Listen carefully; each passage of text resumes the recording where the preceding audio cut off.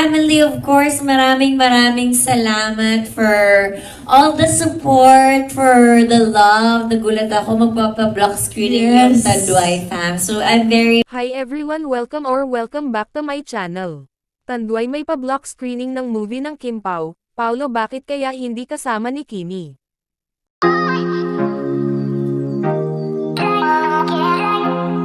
Mag-isang pumunta si Kim Chu sa block screening, kung saan ay suportado din ng kumpanya ng Tanduay ang movie ng kanilang enforcer na si Kim Chu. Maraming nagtataka kung bakit wala si Paulo Avellino, kahit na hindi enforcer si Paulo ay block screening pa rin ng kanilang movie ang kanilang bibisitahin, pero sabi ng isang source, ay not feeling well daw si Paulo kaya hindi daw ito nakasama kay Kim Chu.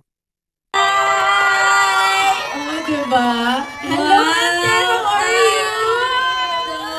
Ate, okay, dito po tayo sa gitna, ate. Okay, first, do you have anything to say sa mga Tanduay natics natin? Yes! To my Tanduay family, of course, maraming salamat for all the support, for the love. Nagulat ako magpapa-block screening yung Tanduay fam. So I'm very much thankful and grateful. And sa lahat ng mga nandito ngayon, sana na-enjoy niyo yung movie.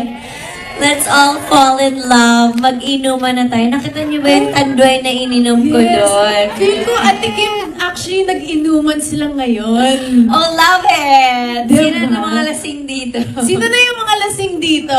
Wala siya. Ay, wala ba? Lasing sa love. Oh!